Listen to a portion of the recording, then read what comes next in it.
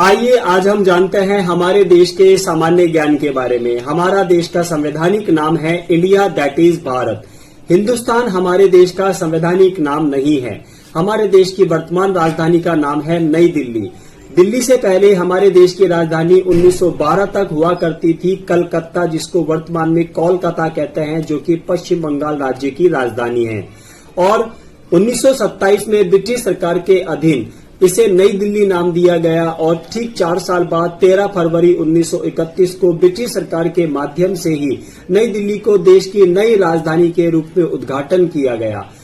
हमारे देश को ब्रिटिश सरकार से आजादी मिली थी 15 अगस्त 1947 को और उसके बाद 26 नवंबर 1949 को हमारे देश का खुद का संविधान पारित किया गया, जो कि बनकर तैयार हो गया और आगे चलकर 26 जनवरी 1950 को संविधान के सारे नियम कायदे जमीनी स्तर पर प्रत्येक भारतीय पर लागू कर दिए गए।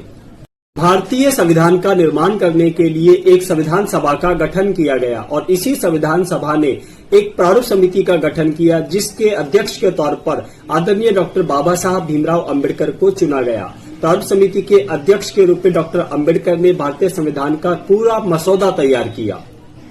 डॉक्टर अंबेडकर के महान प्रयासों के परिणाम स्वरूप ही डॉक्टर बाबा साहब भीमराव अंबेडकर को आधुनिक भारत का पिता और भारतीय संविधान का निर्माता कहा जाता है। भारत के संविधान को बनने में 2 साल 11 महीने 18 दिन का समय लगा था।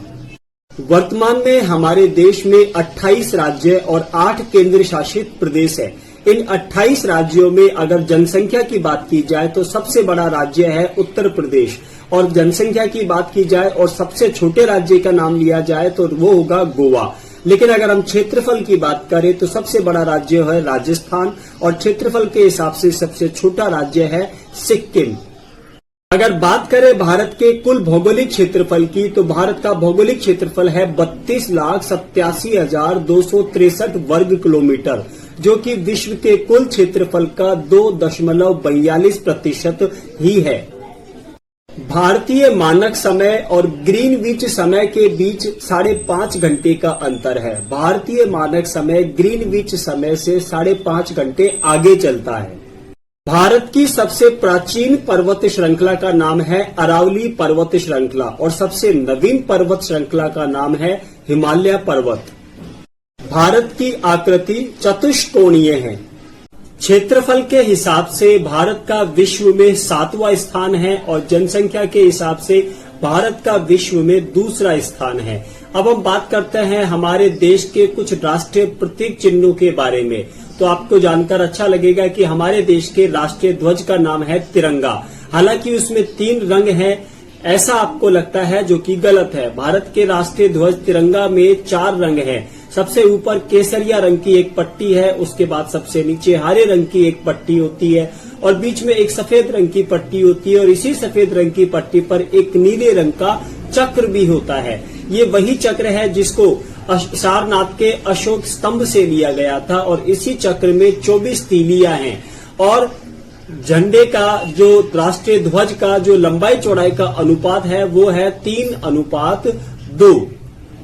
राष्ट्रीय ध्वज का डिजाइन तैयार किया था पिंगली वेंकैया जी ने, जिन्होंने इस राष्ट्रीय ध्वज में चक्र के स्थान पर चरखे को जगह दी थी। लेकिन आगे चलकर डॉक्टर बाबा साहेब भीमराव अंबेडकर जी ने चरखे को हटवाकर बदरुद्दीन तैयब जी और उनकी पत्नी सुरैया तैयब जी के माध्यम से एक नया डिजाइन तैयार करवाया और चरखे की जगह सारनाथ के अशोक स्तंभ से लिए गए चक्र को स्थान दिया।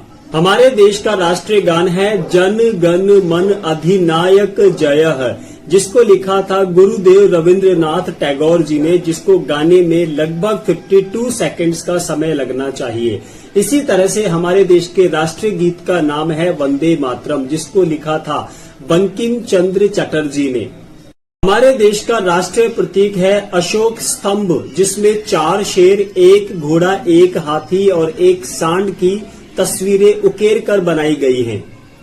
हमारे देश का राष्ट्रीय नारा है श्रमेव जयते और राष्ट्रीय वाक्य है सत्यमेव जयते। सत्यमेव जयते का अर्थ होता है सच की हमेशा जीत होती है। हमारे देश का राष्ट्रीय पुरस्कार होता है भारत रत्न और हमारे देश की जो राष्ट्रीय नीति है उसका नाम है गुट निरपेक्ष नीति। हमारे देश का राष्ट्रीय ध्वज गीत है हिंद देश का प्यारा झंडा। हमारे देश की राष्ट्रीय भाषा कोई नहीं है।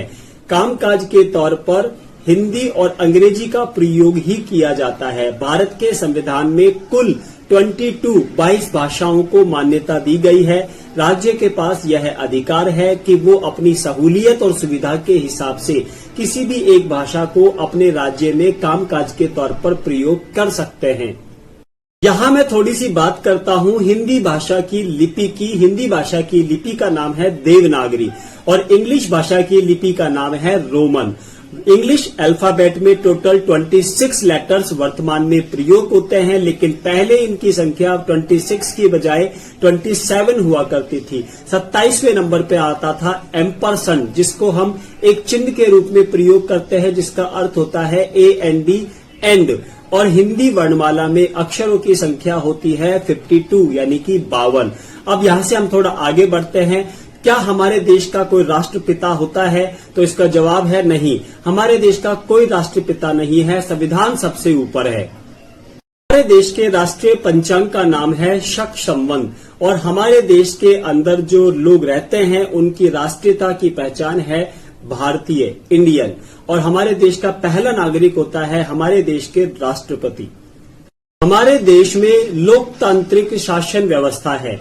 हमारे देश के राष्ट्रीय पक्षी का नाम है मोर, राष्ट्रीय पशु का नाम है रॉयल बंगाल टाइगर, जिसको हम चीता या बाघ कह लेते हैं। राष्ट्रीय धरोहर पशु का नाम है हाथी और राष्ट्रीय जलीय जीव का नाम है डॉल्फिन।